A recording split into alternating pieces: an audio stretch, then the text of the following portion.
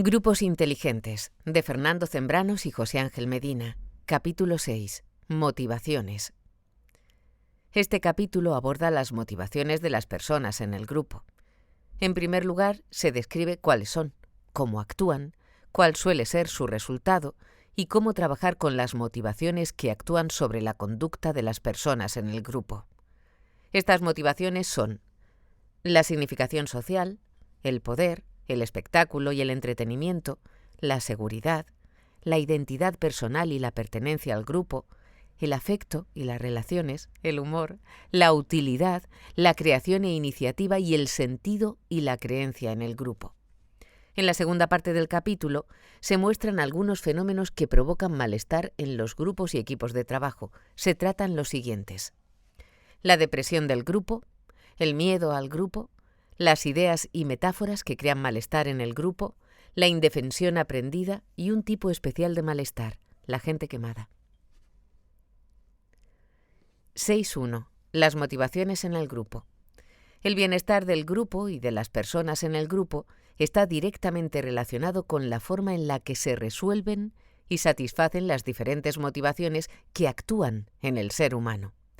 Estas motivaciones actúan de manera cruzada, es decir, se solapan, se contradicen, se suman, se multiplican o se oponen, según el momento, el tipo de tarea u otras condiciones, unas que tienen más peso que otras. Algunas de estas motivaciones son fácilmente reconocibles y asumibles por la persona. Nadie admitiría fácilmente que carece de sentido del humor o que le parece bien que lo que hace no sirva para nada. Otras, sin embargo, suelen ser difícilmente reconocidas e incluso negadas. No es corriente oír a alguien que dice que ha hecho algo por mantener su influencia o por protegerse de posibles evaluaciones negativas. Conocer el funcionamiento y el efecto de estas motivaciones permite satisfacerlas individual y colectivamente con mayor facilidad. La inteligencia del grupo radica, por un lado, en no negarlas, ocultarlas o eludirlas, y por otro, en conocerlas e integrarlas en la vida del grupo. Motivaciones en el grupo. Tenemos varios diagramas de Venn. Al principio, humor, espectáculo; arriba, poder, significación, pertenencia; abajo, relaciones, identidad, seguridad; a la derecha, iniciativa, utilidad y aprendizaje; y al final, sentido. 6.1.1. La significación social. La primera motivación de los seres humanos es la existencia biológica. Y casi a la par de esta o inmediatamente después, la motivación de existencia social. Existir socialmente es ser mirado por alguien, es ser punto de atención, es que alguien mencione tu nombre o se refiere a algo que has dicho, o mejor aún, que sean valoradas tus aportaciones. Ser humano es ser social, y querer significarse es querer existir socialmente. La significación social es una de las motivaciones más poderosas de las personas en el grupo. El grupo, a su vez, es el lugar idóneo para resolver y desarrollar esta motivación. El deseo de significarse socialmente explica una buena parte de lo que pasa en los grupos. Interrumpirse, oponerse, proponer, hablar más alto, dar una solución, molestar, corregir, guiar, perderse, alargarse, ofrecer un punto de vista nuevo, hacer notar la propiedad de una idea, ser pedante, son conductas que pueden explicarse a menudo en términos del deseo de significación social. Lejos de ser una motivación patológica, es una dimensión que todas las personas han de abordar y desarrollar. La mala prensa que acarrea la expresión «esta persona quiere ser protagonista» oculta el hecho de que en realidad todas las personas quieren serlo. La dificultad reside en resolver esta motivación de una manera que no sea incompatible con la significación social de los otros y con la tarea del grupo. La significación social es una motivación que se antepone con frecuencia al objetivo del grupo o a la propia motivación por resolver las tareas a las que el grupo se enfrenta. Esto explica que se provoquen conflictos cuyo único beneficio es ponerse en el punto de atención. Interferir la tarea es una forma sencilla de ponerse en el punto de atención. El deseo de ser alguien, aunque sea para ser valorado negativamente, es a menudo más fuerte que el temor a no ser nadie, lo que explicaría esas conductas que, aun siendo valoradas negativamente por el grupo, se producen una y otra vez. La pesadez e irrelevancia de algunas intervenciones, la inoportuna agresividad de otras, desviar el tema a un lugar al que nadie le interesa o simplemente molestar, pueden ser conductas de este tipo. El equipo de trabajo es una estructura por la cual se obtiene el mejor rendimiento a partir de la interacción de sus miembros en relación a la tarea. Es, por tanto, un lugar abundante para la resolución de la motivación de significación social. La tarea del grupo es, más veces de las que se piensa, una buena ocasión para desarrollar la significación social. Muchas veces la tarea del grupo requiere conductas proactivas, con las que se consigue una buena dosis de significación social. Pero, como se mencionó en el capítulo 1, las conductas reactivas y de oposición también son generosas en significación social. Esto puede llevar al grupo a instalarse en polémicas y estancamientos poco útiles, pero ricos en esta motivación. La significación social, contrariamente a lo que a menudo se percibe, no es necesariamente excluyente, es decir, que una persona se signifique no implica obligatoriamente que quite significación al resto.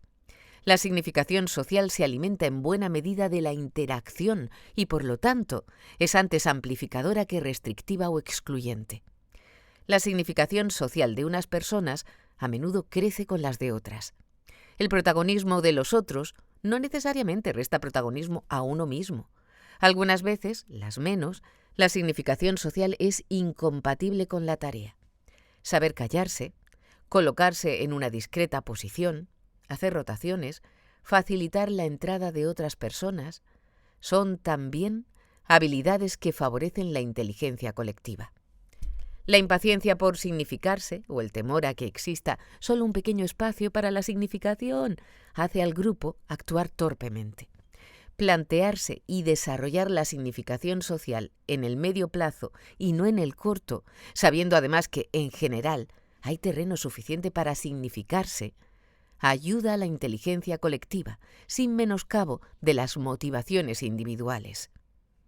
Una buena parte de la inteligencia del grupo reside en cómo resuelve la relación entre la significación social y la tarea. Repito esto último. Una buena parte de la inteligencia del grupo reside en cómo resuelve la relación entre la significación social y la tarea.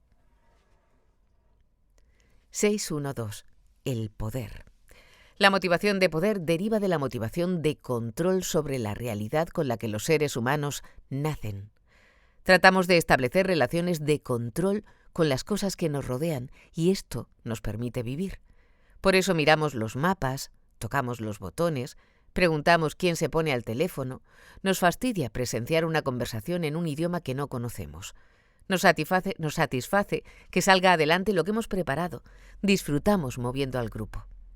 Aquello que motiva no es tanto la consecución del control como el encaminarse a conseguirlo. Una vez conseguido, el control deja de ser motivador. El interés por el videojuego desaparece cuando éste es controlado. El control siempre pierde enseguida su carácter motivador. No sucede así con el control de las realidades complejas, el mus, la seducción, un huerto o los mercados asiáticos. Como el control sobre las realidades complejas nunca es completo, existe una marcada tendencia a querer aumentar o mantener el control. El poder, es decir, la influencia sobre las personas, representa el grado más complejo de control de la realidad. Conseguir que alguien haga lo que tú quieres que haga produce una satisfacción especial y es, por tanto, el tipo de control que más motivación suscita. La influencia sobre las personas y su comportamiento puede ejercerse de muchas maneras, a través de la seducción, con el uso de la fuerza y la amenaza, utilizando la capacidad de argumentar y convencer, controlando la información, ayudando, sorprendiendo, haciéndolo pasar bien, etc. A todas las personas les gusta tener relaciones de influencia efectiva sobre las demás personas. El problema no es tanto si existe o no esta motivación, sino cómo resolverla. La capacidad de influencia sobre las personas puede ser unidireccional, como sucede en las organizaciones muy verticales, los de arriba controlan los comportamientos de los de abajo, o multidireccional, cada persona influye en otras, como sucede en los equipos de trabajo. La motivación de poder unidireccional se agota antes, y por eso este tipo de poder tiene una acusada vocación de expandirse a más personas. El poder multidireccional es más inestable, tiene más incertidumbre, por lo que mantiene durante más tiempo su capacidad de motivación. El poder en los grupos horizontales es además de multidireccional, multidimensional. Las personas ejercen diferentes influencias entre sí en según qué cosas. Las habilidades técnicas, la seguridad que se aporta al grupo, quiénes son más depositarios de la memoria colectiva, la capacidad de contribuir al buen ambiente, las cualidades para saber reaccionar en momentos de crisis, son diferentes dimensiones en las que se puede ejercer influencia y, por lo tanto, control sobre el grupo. Lo que define principalmente el poder en los grupos y organizaciones verticales es el lugar en la jerarquía de la organización. En los grupos horizontales son las aportaciones en diferentes dimensiones y las reacciones a estas aportaciones las que van definiendo las relaciones de influencia y de poder. En las organizaciones verticales, el poder es más estable, porque le afecta menos la incompetencia, mientras que en los horizontales, la incompetencia resta poder más rápidamente. En los grupos horizontales, más personas tienen acceso al placer que produce ejercer el poder, lo que les sitúa desde esta perspectiva en franca superioridad motivacional sobre los grupos verticales. Por eso, al igual de otras variables, los grupos horizontales tienen más posibilidades de bienestar que los verticales. La cantidad de poder de un grupo se puede incrementar ampliando el poder absoluto del grupo. El grupo hace más cosas, tiene más proyectos, más recursos, tiene más capacidad de influencia sobre la realidad, o aumentando el grado de interdependencia de los miembros del grupo. Las áreas de actividad en las que influirse unos con otros son más numerosas. Un grupo que se reúne para intercambiar sellos puede hacerlo también para intercambiar sellos y merendar. Para intercambiar sellos, merendar y comprar sellos. Para intercambiar sellos, intercambiar otras cosas, merendar y comprar sellos. Para intercambiar sellos, intercambiar otras cosas, merendar, comprar sellos y organizar encuentros filatélicos. Al haber más dimensiones en las que influirse, aumenta la motivación de poder. El poder, al ser ampliable, aumentando el poder absoluto o por el aumento del grado de interdependencia, no siempre se consigue a costa de quitárselo a otro miembro del grupo. Un miembro del grupo puede utilizar su poder para aumentar el poder de los otros miembros del grupo. Usar la influencia para que los demás aumenten su capacidad de influencia es una forma de poder especialmente motivadora, aunque compleja y contradictoria. El único poder que no es ampliable es el poder que se establece comparativamente, es decir, aquel que no se mide en términos absolutos, sino en relación al poder de los otros. Por lógica, la suma de todas las comparaciones de los elementos de un sistema con respecto a ellos mismos es siempre cero. Muchas veces se entra en conflictos de poder por mirar exclusivamente el poder desde una perspectiva comparativa. Un grupo puede estar perdiendo poder absoluto aun cuando alguno de sus elementos esté incrementando su poder comparativo. En una asociación en la que el presidente quiere estar en todo, quitando la capacidad de iniciativa a los demás, la asociación tiene menos poder absoluto porque hace menos cosas. Los grupos resentidos por el exceso de concentración de poder de alguno de sus miembros suelen perder poder absoluto. Los grupos inteligentes operan sabiendo que el campo de poder es variable, esto es, que el poder que se acrecienta no siempre es a costa de quitárselo a otro. La larga tradición de las organizaciones verticales hace que sepamos poco de nociones como poder mutuo o poder recíproco. Aunque ha sido escasamente teorizado, sabemos por experiencia que la interacción da poder sin sustraerlo. Los grupos pequeños, con relaciones positivas entre sí, experimentan fácilmente este acrecentamiento del poder a través de la interacción.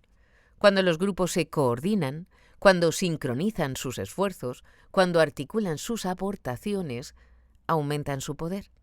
La sinergia es precisamente el aumento de poder horizontal. La inteligencia colectiva puede aumentar el poder del grupo y el de cada uno de sus miembros.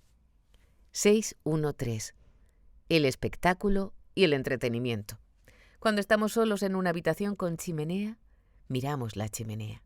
Si en el autobús hay una discusión, todo el mundo atenderá a la discusión, y aunque no tengan nada que aportar, seguirán atendiendo a la discusión. También vemos las películas malas. El cerebro humano necesita una cantidad de estimulación que busca en los acontecimientos que se producen. Cuando no tenemos esa cantidad de estimulación, sentimos inquietud y malestar, que se manifiesta en el aburrimiento, el rechazo a la rutina o el horror al vacío. Una privación excesiva de estímulos puede incluso generar desorden y daños en el sistema nervioso.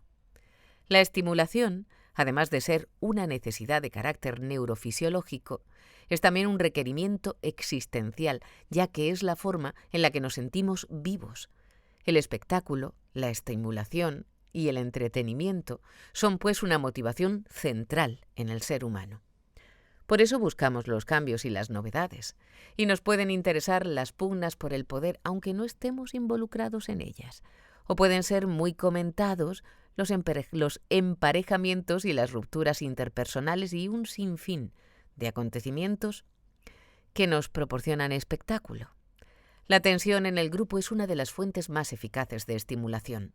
Cuando surge una tensión en grupo, puede verse incluso alimentada involuntariamente, porque proporciona una dosis de espectáculo a los demás miembros del grupo.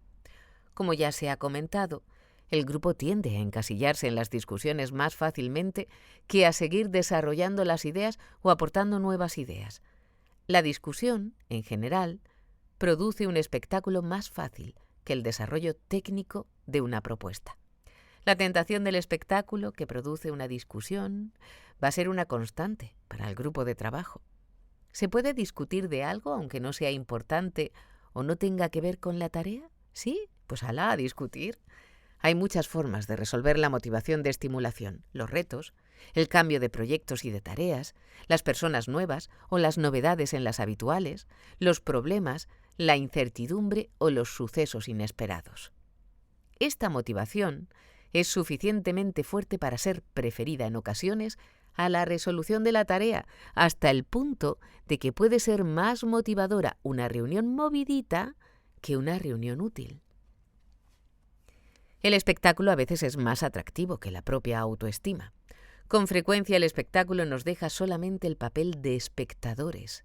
El caso más claro es la televisión, ante la que preferimos no aprender, no crecer, no ser útiles, no hacer nada, a cambio de que nos estimule.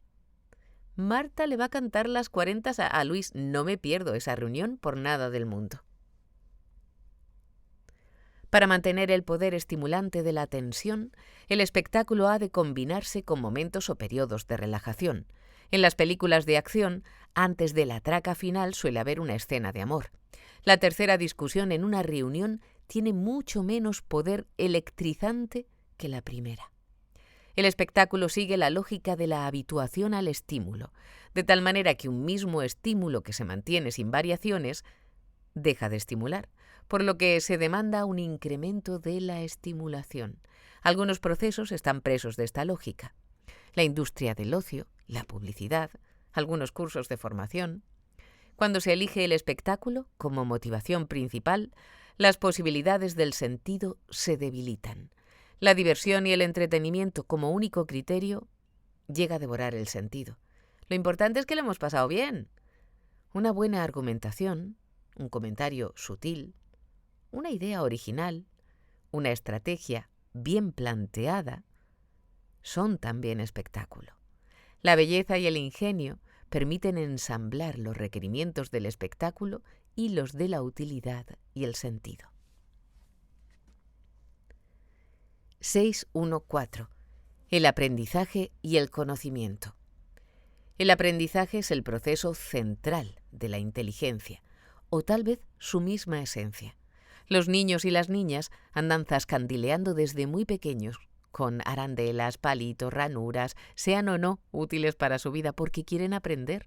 Las personas mayores nos alegramos al comprender un chiste, resolver un jeroglífico o al entender el manual de la cámara de fotos. Conocer, comprender y aprender son procesos que dan bienestar y placer. Todas las personas hemos experimentado el placer que produce satisfacer la curiosidad. La comprensión produce un cierre en los circuitos de transmisión neuronal que provoca una experiencia placentera. La tensión que provoca la pregunta o el problema y la satisfacción de la resolución constituyen dos polos de la dimensión de la motivación del conocimiento. El cierre produce placer. Tensión, una figura cóncava abierta con flechas en ambos sentidos, y placer, un círculo cerrado compuesto por flechas en ambos sentidos. La motivación por el aprendizaje es a veces incluso superior a la utilidad del mismo. Muchas personas aprenden idiomas lejanos, aunque saben que no les van a servir, por el mero gusto de aprender. Lo mismo ocurre con muchas habilidades deportivas o artísticas. Si pudiéramos introducir en nuestro cerebro aprendizajes complejos de forma electrónica, como aparece en la película Matrix, cargaríamos cientos de programas. El incremento del conocimiento es una motivación por sí misma. La mayor parte de la comunicación informal la utilizamos para aprender del mundo, de las personas que nos rodean o de nosotros mismos. Una discusión semántica puede animar una tertulia por el mero gusto de explorar el significado de las palabras, aunque también puede desviar una reunión de trabajo de su objetivo. Algunos aprendizajes vienen a poner todo patas arriba. Las nuevas informaciones, ideas o sucesos pueden integrarse en el sistema que ya tenemos establecido en el cerebro, o para hacerse un sitio necesitan recolocar el sistema. Lo mismo le ha ocurrido a la historia del conocimiento, en la que la rueda, la teoría de la relatividad o el psicoanálisis han obligado a reordenar el saber humano. El grupo a veces se cuestiona todo y anda de cabeza tratando de ordenar lo que tiene revuelto. El ordenador obliga a reformular el concepto de archivo del equipo. Aprender a hacer reuniones requiere cambiar el concepto de participación. En el grupo se aprende y el grupo aprende. Se aprende a través de la interacción, las tareas y las vivencias compartidas. La mayor parte de los aprendizajes de la vida se aprenden en interacción con otras personas. El aprendizaje del lenguaje, a través del cual observamos, pensamos e interpretamos el mundo, es impensable al margen de la interacción. No queda claro el papel que desempeña la conciencia del aprendizaje en muchos aprendizajes. Sin embargo, puede afirmarse que, en general, los grupos que incluyen en su propia cultura la idea de aprender como una experiencia positiva se ven más inclinados a abordar situaciones nuevas, a codificar las dificultades como retos y a ver muchos cambios como oportunidades de aprendizaje. La práctica de la escuela inteligente permite aprender más fácilmente de las personas del grupo, pues la disposición con que se abordan las aportaciones de las otras personas se centra, precisamente, en sacarle más partido. El aprendizaje en grupo facilita una percepción menos excluyente de la significación social, ya que las aportaciones de las otras personas nos permiten ser más. El aprendizaje en los modos de trabajar del grupo es agradecido y en buena medida irreversible. Una vez que un grupo ha aprendido a hacer reuniones eficaces, no permitirá fácilmente desviarse por donde éstas se vuelven a hacer ineficaces. Un grupo que aprende a utilizar la tormenta de ideas no renuncia a ella siempre que le haga falta. Un grupo que distingue entre ideas y juicios gestiona mucho mejor sus formas de producción. 6.1.5. La seguridad. La motivación de seguridad trata de disminuir los riesgos, de evitar los peligros, de prevenir las dificultades, de defenderse para no perder posiciones y conservar lo que se tiene. La incertidumbre es enemiga de la seguridad. La motivación de la seguridad parece funcionar con una lógica opuesta a las motivaciones mencionadas anteriormente.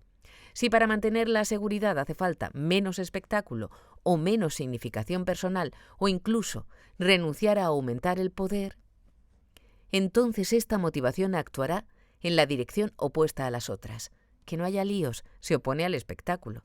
En boca cerrada no entran moscas, se opone a la significación personal. Más vale pájaro en mano que ciento volando, implica renunciar a aumentar el poder.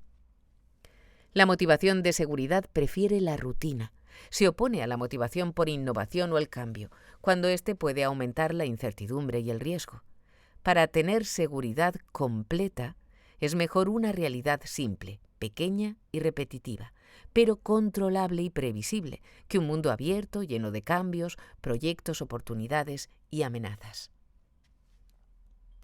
La seguridad pugna con la significación social cuando hay riesgo de obtener evaluaciones negativas o rechazo por parte del grupo. Para la motivación de seguridad, más vale pasar desapercibido que ser señalado negativamente, justo lo contrario de lo que pide la significación social. La motivación por la seguridad lleva a mantenerse en posiciones discretas, a inhibirse, a esconderse, a realizar estrategias de evitación, a no afrontar los conflictos, a tratar de no existir para conservar la existencia. Es la motivación de la que se alimenta la timidez en el grupo y la que justifica que algunas personas que en privado tienen una opinión propia y contundente permanezcan al margen de una discusión en el grupo. La preocupación por la seguridad, tanto de las personas como del propio grupo, introduce generalmente una prudencia y sensatez necesarias para la supervivencia. La motivación por la seguridad disminuye los errores en la participación, equilibra la motivación por el riesgo y el cambio, permite defenderse de las amenazas y peligros reales y del abuso y explotación por parte de otras personas del grupo o de la organización donde éste pudiera estar integrado. La motivación de la seguridad interactúa con la de poder. Algunas personas acumulan poder, impulsados por el miedo a largo plazo, para sentirse seguros ante posibles ataques, conflictos o problemas futuros. Como el largo plazo tiene siempre un mayor grado de incertidumbre, el deseo de acumular recursos y defensas para el futuro puede volverse un proceso sin fin y además desadaptativo. Búsqueda permanente de aliados para conflictos que no han aparecido, asegurarse la posición en el grupo o apropiarse de la información. En el límite, la seguridad puede inducir a comportamientos agresivos, a desproporcionar el recelo y la susceptibilidad. La sobredefensa hace muy difícil el trabajo en equipo. Existen grupos en los que las conductas de sus integrantes para mantenerse a salvo, intervenir poco, no coger tareas, no optar a puestos de responsabilidad, no dirigir reuniones, etc., puede hacer inviable la existencia del propio grupo. A veces, la motivación por mantener la seguridad puede llevar a perderla. 616. La identidad personal y la pertenencia al grupo. La identidad es la motivación por la cual queremos reconocernos como seres individuales, únicos y con continuidad en el tiempo. La identidad se nutre, sobre todo, de la percepción de las diferencias con el resto de las personas y, en menor medida, aunque también, de las semejanzas. Muchas de las discusiones que se tienen en los grupos están camuflando esa motivación. Oponerse es mostrarse y demostrarse diferente al otro, y por lo tanto favorece la percepción de una identidad. A igualdad de condiciones, oponerse da una identidad, da una entidad que no da el sumarse a lo que otros opinan. Esta es una de las razones por las que es tan frecuente la interacción por oposición sistemática. La resolución de la identidad a partir de las diferencias fundamenta la discusión interminable a la que está dispuesto cualquier grupo y explica el cierto rechazo que siente el grupo a la sintonía absoluta, que solo es bien vista en momentos de euforia o de amenaza externa. A veces, una decisión tomada de forma unánime puede volver a discutirse por el mero hecho de no haber encontrado oposición. Aunque verse diferente es una motivación importante, también lo es su opuesta. Verse iguales, o al menos de la misma condición que las demás personas.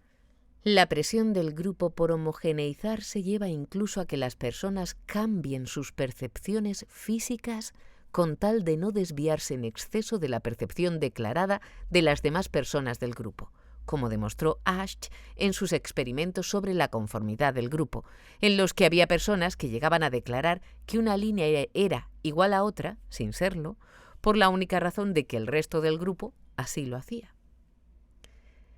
El interés por no ser diferente puede llevar al estupor cuando una persona descubre, tras creer que tenía una posición semejante al grupo, y que, sin embargo, la suya es una posición única y contraria al resto. Pero, ¿no vais a hacer ninguna huelga? Así, se da una motivación en dos direcciones aparentemente opuestas, la singularidad de cada persona frente a la similitud con otras. Sin embargo, esta oposición es aparente, porque son las dos caras de la misma moneda. Una persona es, en la misma medida, lo que la diferencia y lo que la asemeja a las demás.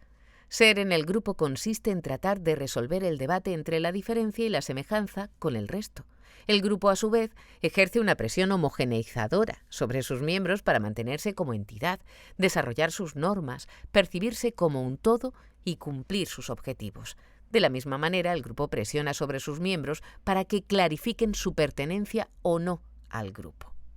Al grupo le gusta tener claros los bordes que configuran el grupo. ¿Te apuntas o no? Si no vienes, no te consideramos del grupo.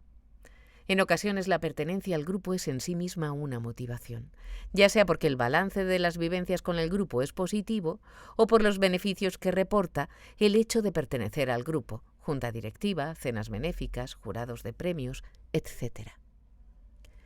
La motivación de pertenencia se complementa con el miedo a la expulsión del grupo. Incluso en los grupos en los que las críticas al grupo mismo y a sus miembros son frecuentes, puede observarse el temor de las personas a ser expulsadas de ellos. En el grupo se manifiesta la tensión entre ser diferentes y ser semejantes, entre identidad y pertenencia. A veces gana la diferencia.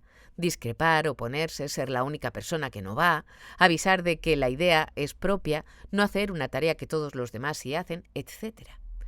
Otras veces gana la homogeneidad. Votar a favor de la mayoría, no opinar hasta no saber por dónde van los tiros, aceptar decisiones aunque se esté en desacuerdo, etc. 6.1.7. El afecto y las relaciones.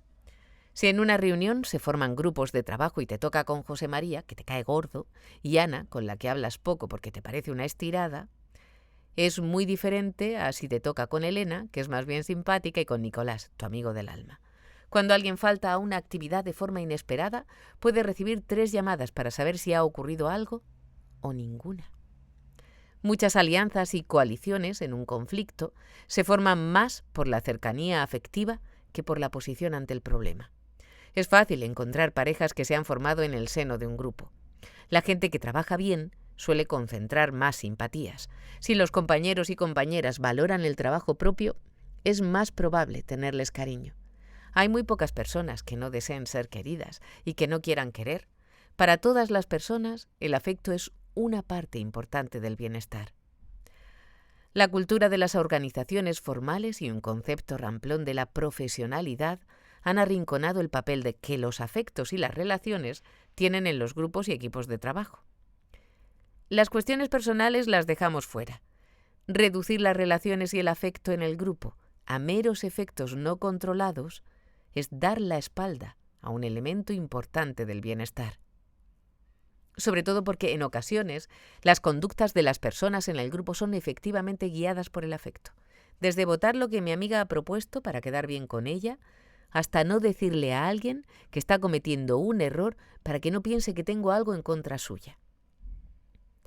Esta reducción contribuye a que se tenga una percepción equivocada de la influencia de los afectos y las relaciones en el grupo. Los grupos, por un lado, rechazan la inclusión explícita y consciente del afecto como una variable importante en su dinámica y, por lo tanto, susceptible de ser trabajada. Pero, por otro, se ven afectados por los lazos de afecto para tomar decisiones o formar comisiones, para apuntarse o para oponerse. Los grupos inteligentes cuentan con las relaciones para organizarse y saben que el afecto entre las personas es una forma de garantizar el bienestar y a su vez, favorece el éxito del grupo. Para eso optan a veces por repartirse las tareas de manera que las personas trabajen con quien lo hacen más a gusto. Tratan los conflictos personales y de vez en cuando se permiten el placer de estar juntos y pasarlo bien. No dejan las cuestiones personales fuera, porque saben que no se puede pedir a las personas que dejen una parte de sí mismas. 618. El humor.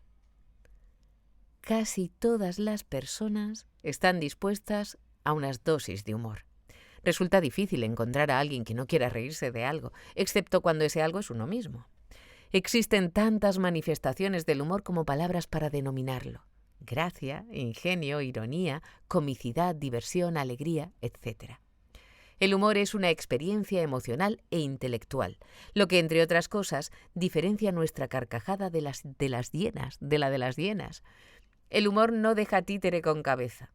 Habla de la cultura, la sociedad, las incongruencias, los apuros, los tabúes, la autoridad, el poder, el fracaso, los deseos, los defectos, etc. El sentido del humor es un elemento clave en la vida de los grupos. Favorece el buen clima, es una herramienta oportuna en los conflictos y ayuda en ocasiones a desbloquear situaciones. Muchas veces el buen humor nos saca de atolladeros que ni la más rigurosa de las inteligencias lógicas y racionales pueden resolver. La comicidad, el ingenio, la tragicomedia, la ironía o la sátira son formas en las que el humor aparece en los grupos. En una pequeña empresa sería cómica la mañana del lunes en la que todo el mundo está en la puerta y nadie ha traído las llaves.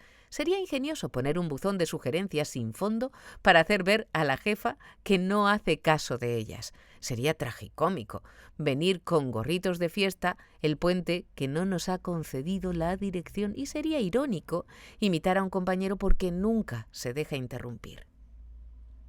A diferencia del afecto o de otras experiencias subjetivas, el humor es una situación escurridiza. Si dos personas hablan un rato sobre sus sentimientos, pueden analizarlos, darles la vuelta, profundizar. Sin embargo, el humor es un elemento que soporta mal el análisis. No hay peor situación que tener que explicar demasiado un chiste. El humor tiene un halo de inexplicabilidad y fugacidad que lo hace difícil de controlar como instrumento. El humor comparte algunas de sus reglas con las del pensamiento creativo y sirve también para romper modelos mentales, para afrontar las paradojas e incongruencias, para facilitar perspectivas diferentes e incluso para aportar salidas nuevas. En general, el humor sirve para desatascar situaciones, para hacer grupo, para amortiguar el sufrimiento, para salir de situaciones difíciles, para decir lo que no se puede decir de otra manera, para reducir las defensas o para asimilar el fracaso. También se utiliza para atacar a las personas, para no afrontar los problemas o para disimular la ausencia de opinión. Además, el humor es un síntoma. Los grupos que disfrutan del buen humor suelen gozar de salud en otros apartados de su experiencia colectiva. Quien ríe junto a otras personas es capaz de hacer más cosas con ellas. No se trata tanto de cultivar el humor, como se cuentan los chistes, como de dar espacio y legitimidad a las ocasiones y situaciones que lo permiten e incluso que lo requieren. El grupo inteligente no se cuenta chistes constantemente, sino que hace posible el humor entre sus miembros. No piensa que el humor sea incompatible con la seriedad. 619. La utilidad. Las personas tienen una motivación muy intensa hacia la actividad, entendiendo actividad como cualquier forma de hacer algo: moverse, hablar, reunirse, pensar, etc.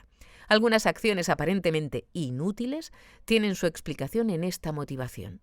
Hay personas que prefieren tardar más por un camino alternativo que esperar a que el atasco de un semáforo les permita el paso, porque su movimiento les hace percibir más útil esta opción que la otra, en la que parece que no se hace nada. Casi todas las opciones que invitan a una mayor pasividad, callar, esperar, no meterse, dejarlo correr, son más difíciles de tomar porque hacen creer que no se está haciendo nada. Pero en la mayoría de los casos no basta con que exista una actividad cualquiera para sentirse bien. También es necesario que funcione, que sea provechosa, que sirva. A nadie le gusta perder el tiempo. Resulta significativo que hasta cuando alguien se da una hora o una tarde libre para perderlas, puede llegar a sentirse arrepentido cuando comprueba que no ha hecho nada útil. Las personas tienen que cumplir al cabo del día con muchas funciones: el trabajo, los hijos e hijas, las relaciones, la vecindad, el ocio, los proyectos personales, las tareas domésticas, el cuidado del cuerpo, las tareas voluntarias, etc. Y necesitan que estas tareas salgan bien, funcionen. La motivación hacia la utilidad incorpora dos sentidos: el de la necesidad de hacer algo y, sobre todo, el de la importancia de que ese algo esté bien hecho. Acción y calidad actúan como motivación en cualquier actividad humana. Nadie se levanta un día por la mañana y mirándose al espejo se dice: a ver si hoy me sale casi todo mal. De nada sirve hacer una actividad realizada con calidad si además no es útil. Una reunión bien diseñada que se suspende, una fiesta bien preparada a la que no asiste casi nadie, o un buen documento que no lee nadie. Las personas se pueden sentir útiles porque han cumplido con sus responsabilidades, porque han facilitado la tarea a otras, porque han terminado a tiempo un trabajo o por la repercusión social de su quehacer. En muchas ocasiones, la utilidad o validez de una acción no se ve fácilmente. Por ejemplo, en la tarea educativa, donde es difícil verificar los resultados en el tiempo, o en la resolución de un conflicto largo, porque los avances son pequeños y no definitivos. La dificultad para comprobar la utilidad de una acción puede deberse a que los resultados son complejos, cuando la utilidad depende de otros factores. Son difusos, cuando la utilidad es difícil de detectar. Están diferidos en el tiempo, cuando la utilidad se comprueba a medio o largo plazo. Los grupos inteligentes se organizan para que cada persona pueda aportar algo útil y además cuidan de que se perciba esa utilidad. La motivación de utilidad de las actividades es esencial en la construcción del bienestar del grupo. Un grupo que cumple lo que se propone, que crece, que consigue sus objetivos y que trabaja, es un grupo en el que las personas se sienten bien. La tradicional oposición entre trabajo y bienestar es a veces simple, pues hay grupos en los que se puede identificar hacer el trabajo con sentirse bien. 6.1.10. Creación e iniciativa. Resulta difícil imaginarse una vida en la que todo ya estuviera hecho, donde ya se supiera qué va a pasar, donde ya estuvieran dadas todas las explicaciones, donde no hubiera ningún espacio posible para la innovación. No solo es difícil de imaginarlo, sino que además se antoja una vida aburrida.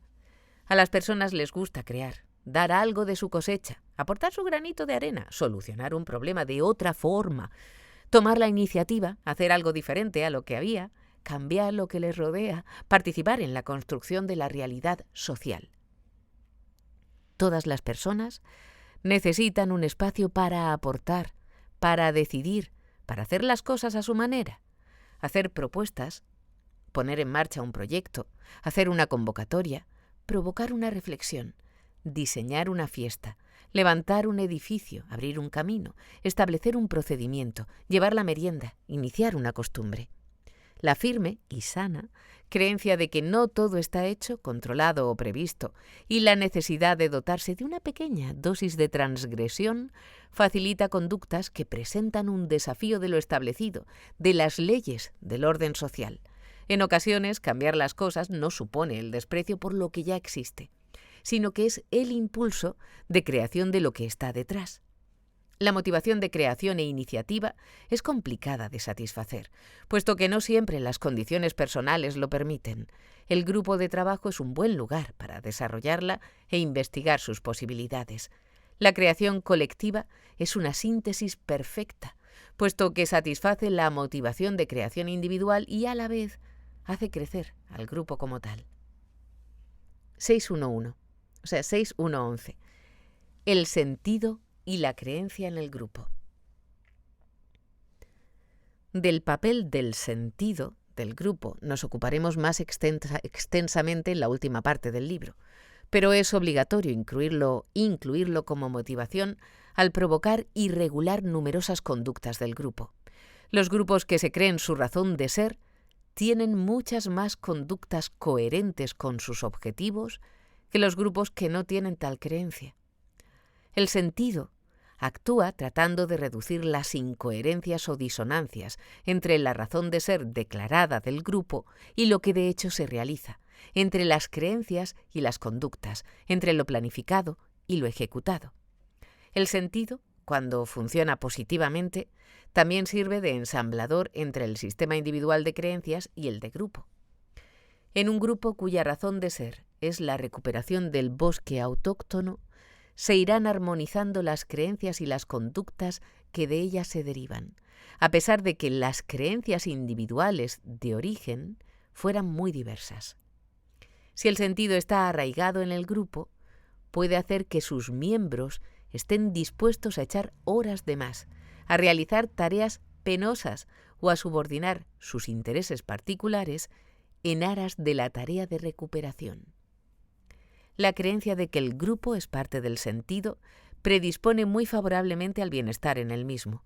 Ser parte del sentido implica entender que el sentido del grupo se realizará o se mejorará con el desarrollo del grupo. Cuando el sentido atañe a los miembros, muchas de las motivaciones individuales se fundirán en la colectiva, y esto permitirá un desarrollo más adecuado y mayor bienestar. Todas estas motivaciones intervienen en la forma en la que las personas actúan en el grupo. Se han tratado una a una para poder explicarlas más fácilmente, pero su funcionamiento no es independiente. Cada una de ellas influye en las otras y a veces se interfieren entre sí. Saber que existen estas motivaciones permite comprender mejor algunos comportamientos en el grupo, desde la formación de una coalición hasta la reiterada negativa de alguien a intervenir en un debate, y también facilita la organización del equipo. Desde la realización de una actividad lúdica o el reparto del poder hasta la distribución de las tareas. 6.2. Algunos fenómenos que producen malestar en el grupo. Además del malestar que crean los conflictos, que se tratarán en el capítulo siguiente, hay otros fenómenos que también lo crean. La depresión del grupo, el miedo al grupo, algunas ideas y metáforas, la indefensión aprendida, la gente quemada. La depresión del grupo, 6.2.1. El grupo en cuanto cerebro u organismo colectivo puede deprimirse. Pueden encontrarse en un grupo síntomas muy similares a los que se manifiestan en las personas deprimidas. Una bajada de actividad, dificultad para mantener o crear proyectos, malestar, ideas negativas acerca de la situación del grupo y una persistencia en esta posición. La interacción decae. Se retira en buena medida de la resolución de las tareas del grupo y se dedica a la queja, el lamento, la expresión del malestar y a la búsqueda de culpas propias o ajenas. No nos reconocen lo que hacemos. Es inútil esforzarse. De este grupo no se puede esperar nada. La depresión en interacción es más rápida y demoledora. El grupo deprimido se plantea los problemas de tal manera que se hacen irresolubles. No confía en sus capacidades para salir de la situación y se acostumbra a esta percepción. A pesar de los beneficios inmediatos que otorga la estrategia depresiva, no asumir esfuerzos o riesgos en el afrontamiento de los problemas, enseguida se convierte en una trampa mortal al generar malestar, amargura y mermar las posibilidades de resolver los problemas que provoca la propia depresión. Las causas de depresión y los mecanismos que la sostienen pueden ser variados. La pérdida de sentido del grupo, es decir, que las personas no sepan para qué sirve lo que están haciendo, provoca inhibición, escasa adhesión y absentismo. Un fracaso del grupo o una serie de ellos puede sumir al grupo en una depresión si, una vez que se produce la lógica bajada de actividad, persiste en ella rodeándose de pensamientos negativizadores. Un equipo de baloncesto cosecha malos resultados y sus miembros empiezan a faltar a los entrenamientos y a los partidos. El enquistamiento de un conflicto interno en un grupo aparece como una sombra asociada a sus actividades y proyectos, debilitando la creencia en el grupo y la implicación de las personas que lo integran. Cuando los grupos no consiguen superar la pérdida de personas relevantes, el grupo es vencido por la tristeza y el desconcierto. el protagonismo de los personajes agoreros, que durante la depresión consiguen tener más éxito con sus quejas y reproches que en la situación normalizada de trabajo. Estas conductas estimulan y retroalimentan la estrategia depresiva. Las dificultades para percibir el rendimiento del grupo pueden llegar a provocar desánimo. Muchos grupos realizan tareas en las que la percepción de los resultados es muy difícil o tarda mucho en llegar. Esto puede ocurrir en grupos relacionados con tareas de sensibilización, grupos pioneros o colectivos con causas difíciles. La depresión del grupo puede ser reforzada por algunos de sus miembros, cuando tienen sus intereses centrados fuera del grupo y además no pueden o no quieren abandonar el grupo. La depresión, ya hemos dicho, es una estrategia incorrecta, pero con beneficios a corto plazo, pues disminuye el espectro de problemas a los que hay que enfrentarse. Puede existir una cultura compartida, pensamientos comunes, acerca del propio grupo, que presente lo que se ha venido a llamar la tríada cognitiva de la depresión, que se caracteriza por tener una visión negativa, indiscriminada del futuro. Nunca seremos capaces. Cuanto más lo intentemos, será peor. Realizar una selección sesgada negativa de la información. La gente no viene, nadie paga y encima nos ignoran. Una autoestima negativa colectiva. De aquí no puede salir nada interesante. La depresión es un fallo en la inteligencia colectiva que además se estabiliza durante un periodo de tiempo, a pesar de que crea y aumenta el malestar del grupo. Los grupos deprimidos, a largo plazo, tienden a desaparecer, excepto que su existencia no dependa de sí mismos y estén insertos en una estructura mayor que los sostiene. Por eso es tan frecuente encontrar grupos deprimidos que sobreviven en las grandes burocracias. El grupo puede estar deprimido aunque no lo estén necesariamente todos sus miembros. Suelen pasar lo peor quienes se identifican más con los objetivos del grupo o quienes obtienen del grupo un mayor beneficio. Un grupo deprimido puede desconfiar tanto de sus posibilidades que, a pesar de que podría remontar la situación y conseguir sus objetivos, opta por el suicidio y desaparece. La depresión del grupo puede resolverse cualificando la percepción colectiva y orientando al grupo a la acción. Para trabajar la percepción, es útil detectar aquellos errores de interpretación que, además de causar malestar, no se legitiman por su grado de verdad, sino por el nivel de alarma que suscitan. No hay salida o estamos acabados. Una vez detectados, se reflexiona con la finalidad de sustituir estos pensamientos por otros más inteligentes. La acción del grupo y el cambio de actividad pueden ayudar al grupo a salir de la depresión y mejorar los pensamientos que el grupo tiene de sí y de la situación. 6.2.2. El miedo al grupo. El miedo es una reacción natural. Gracias a él anticipamos y evitamos los peligros. Sin embargo, un exceso de miedo en el grupo puede minimizar las posibilidades de sus miembros y las del grupo mismo. Al igual que las personas que han estado sometidas a enormes dosis de peligro, dolor e insatisfacción, pueden llegar a tener reacciones de miedo patológico, también los grupos pueden llegar a soportar enormes dosis de displacer y generar un miedo patológico. En los grupos en los que el miedo es excesivo, aumenta notablemente la inhibición, las dificultades para participar, la susceptibilidad, la rigidez, la evitación y la agresión. Cuando se abusa del castigo y la amenaza, aumentan las posibilidades de miedo patológico.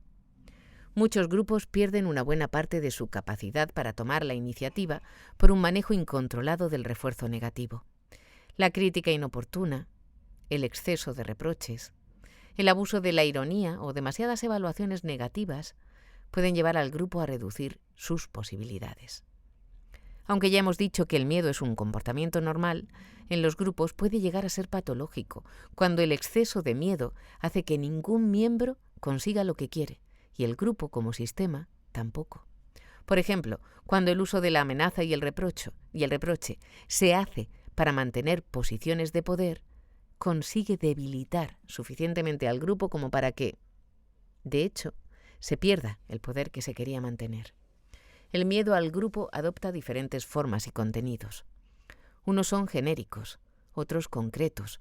Unos son más fantásticos, otros más reales. Unos son más profundos, otros más superficiales.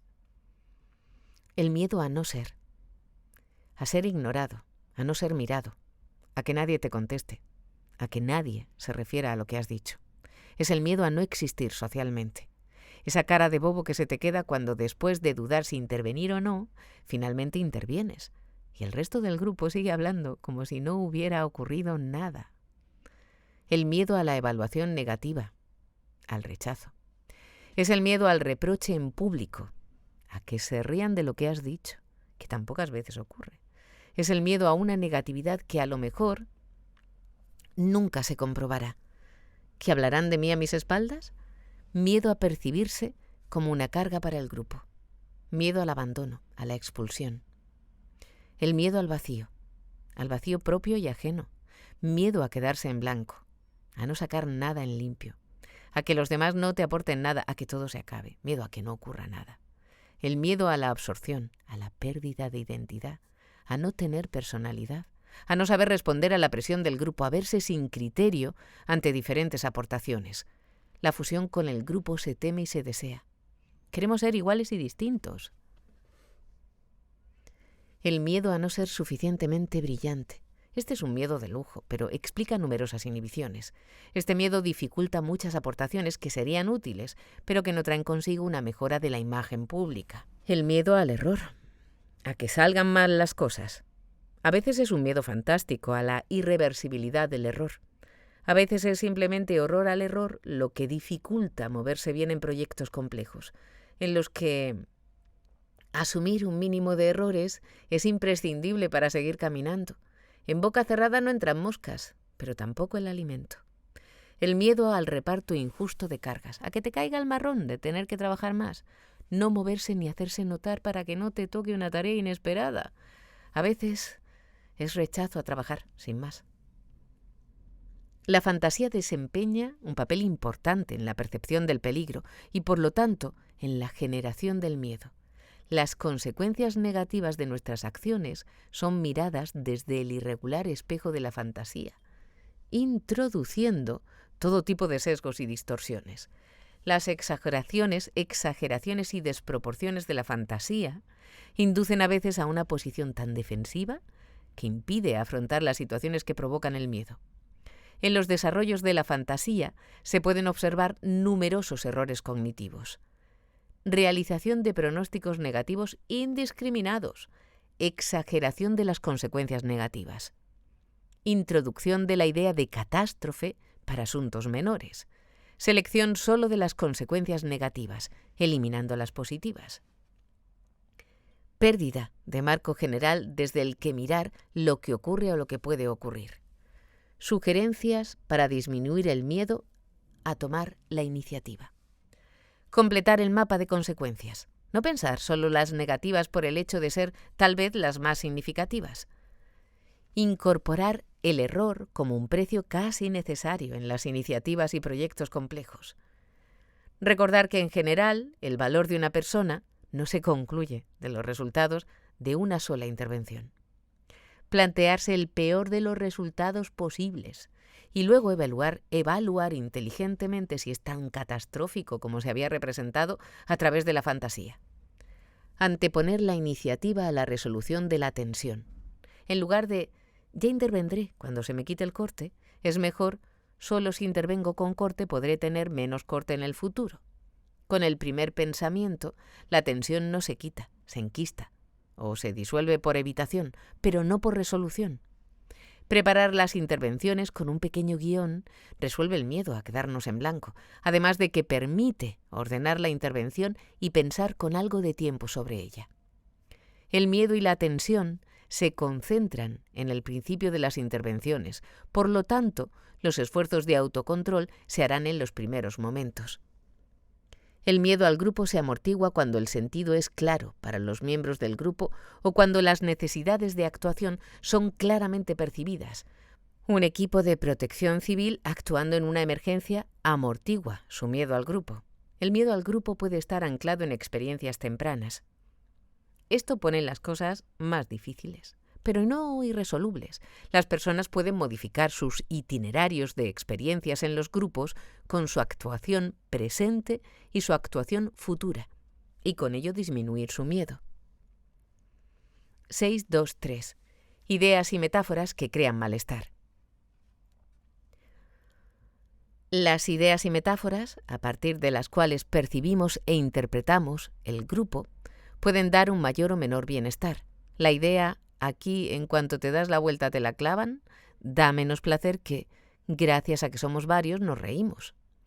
A pesar de que los valores colectivos y de cooperación han mostrado ser adecuados y necesarios a lo largo de la historia de la humanidad, han sido reemplazados en buena medida por los del individualismo, el éxito personal y la competición.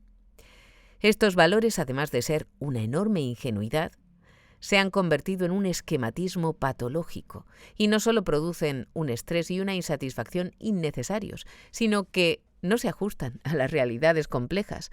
Los seres humanos son producto de la interacción y, en buena medida, de la cooperación entre personas. Incluso la idea misma del yo es una producción social y solo puede aprenderse en interacción.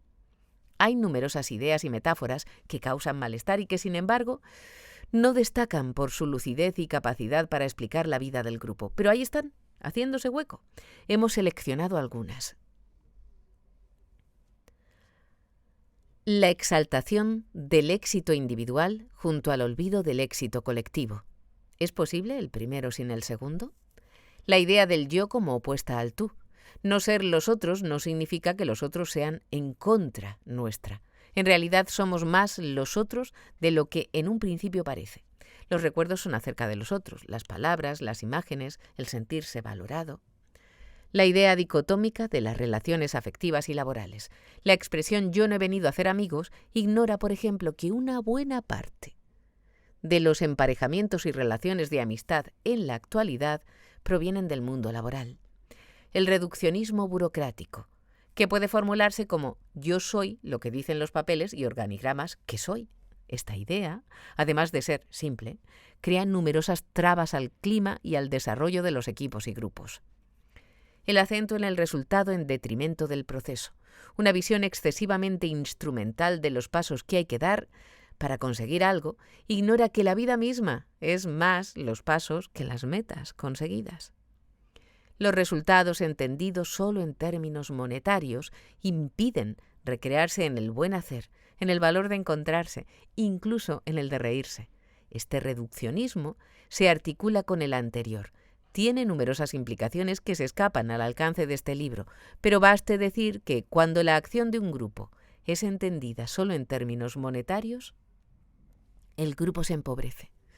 Las metáforas bélicas son bastante recurrentes para referirse a la dinámica del grupo, como ya se comentó en el apartado sobre el debate libre del capítulo 5. El grupo emplea expresiones como atacar, defenderse, aliarse, dar un palo, traicionar, por la espalda, divide y vencerás, resistir, envenenar, acorralar, derrotar, etc. Las peores ideas, no obstante, son las que encierran un profundo desprecio al grupo. No sirve para nada. Es una forma de perder el tiempo. La idea de trabajo en equipo ha sido recluida en exceso en las empresas que contabilizan sus beneficios en dinero y solo en la parte alta de la organización y a lo sumo en algunas competiciones deportivas. En las entidades públicas, sociales y no formales, este valor es mucho menos frecuente, a pesar de tener unas condiciones estructurales mucho más favorables. La organización colectiva para la supervivencia y el bienestar tiene un alcance muy superior al que ha sido reducida en la cultura de mercado. La escasez de metáforas, ideas y valores del grupo como sistema sinérgico disminuye las posibilidades de aprovechar la interacción del grupo como fuente de bienestar. Es muy probable que esta escasez de metáforas positivas sobre el grupo y lo colectivo vaya de la mano de la tendencia de sustituir las dependencias interpersonales por las dependencias del mercado o de la autoridad. Se hace necesaria la construcción de metáforas más adecuadas en un futuro en el que los modelos sistémicos de red e interdependencia pudieran ser más útiles que la visión simplista del individualismo y la competición a toda costa. Cabe imaginarse metáforas referidas al grupo con un carácter más sistémico, el debate como una danza, la arquitectura de las ideas, la construcción de la onda, la reorganización del problema, la evolución y desarrollo de la propuesta, el cambio de paradigma del grupo. 5.2.4. La indefensión aprendida. La indefensión aprendida es un mecanismo de aprendizaje formulado por Seligman en los años 70, que se encuentra con frecuencia en los grupos. La indefensión es el aprendizaje de la inhibición al no poder establecer una relación entre las conductas que tenemos y los resultados que obtenemos con ellas. O lo que es lo mismo, aprendemos que no podemos hacer nada con las cosas que ocurren. Si tu vecino te gruñe, seas o no amable con él, primero no sabes qué hacer y luego aprendes a no hacer nada o a evitarle. Cuando las personas no saben por qué les pasan cosas desagradables, aprenden a inhibirse. La clave de este concepto está en la palabra aprendizaje. Aquí la inhibición no es un hacer, no es un no hacer, sino el aprendizaje del no hacer. Las personas y grupos que tienen indefensión aprendida se inhiben, incluso en problemas en los que las relaciones con los resultados están más claras, porque han aprendido a no hacer.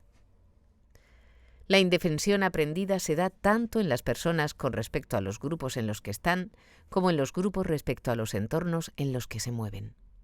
Cuando una persona es muy criticada, y no llega a saber por qué, aprende a inhibirse. La arbitrariedad del autoritarismo genera mucha inhibición. Aquí lo mejor es que no se te note, pasar desapercibido. Los equipos que son castigados de forma no comprensible en su iniciativa tienden a frenarse. La indefensión aprendida corta la iniciativa del grupo y la de las personas en el grupo, y por lo tanto disminuye el poder del grupo y cambia la cultura del grupo. De nada sirve tomar acuerdos si luego nunca los aplicamos. La indefensión aprendida aumenta cuando el medio es complejo y cambiante. Se han encontrado numerosos casos en las organizaciones de la nueva economía o en la retaguardia de las guerras. También ocurre cuando los cambios organizacionales son muy frecuentes y no decididos por el grupo. Las realizaciones del grupo son confusas y tienen una difícil retroalimentación. Las tareas formativas, las de integración social, las de sensibilización y cambio de actitudes.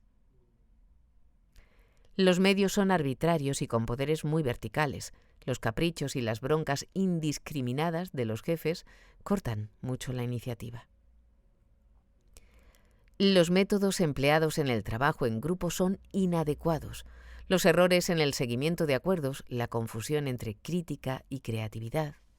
La indefensión disminuye cuando se analiza la complejidad, se proponen metas parciales, se vuelve a actuar aunque no se vea claro, se aprende a relacionarse con la incertidumbre. 6.2.5. Un tipo especial de malestar, la gente quemada. Es un problema que se da con frecuencia en los grupos cuyo sentido y objetivos son de amplio alcance, de difícil evaluación en el tiempo y con una carga utópica importante. Grupos educativos, organizaciones sociales y políticas. Se manifiesta por una baja intensidad en el trabajo de quienes se autodenominan quemados y por la aparición frecuente de críticas y escasez de iniciativas.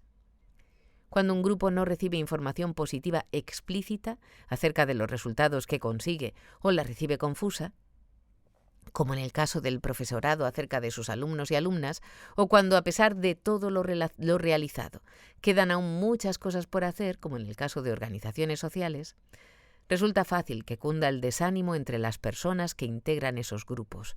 Se queman.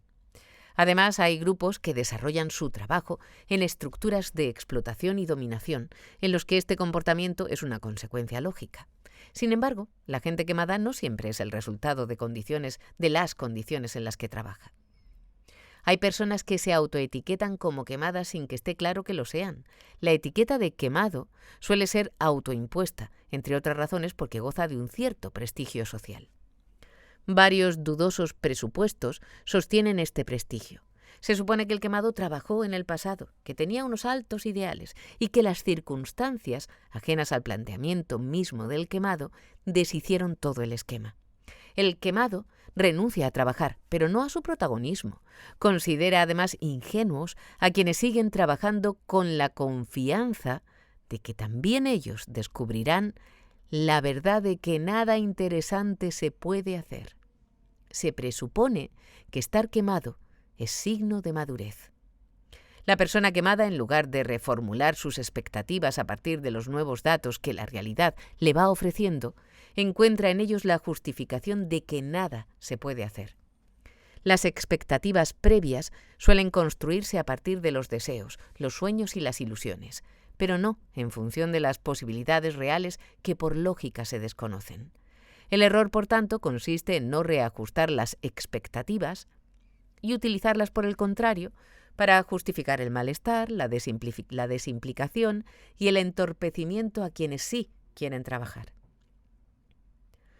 Los grupos inteligentes no son ciegos a las motivaciones, sean o no fácilmente confesables. Las conocen, las integran como una parte esencial del grupo y las tienen en cuenta para trabajar. Es decir, asumen que las personas actúan en función de ellas, además de hacerlo en función de sus responsabilidades, su cargo o sus objetivos. El grupo inteligente no elimina lo que mueve a las personas. Aquí lo personal queda fuera, sino que lo considera un factor más del sentido del grupo. El malestar disminuye las posibilidades de trabajo en equipo. Estar bien permite la construcción colectiva y la construcción colectiva permite estar bien.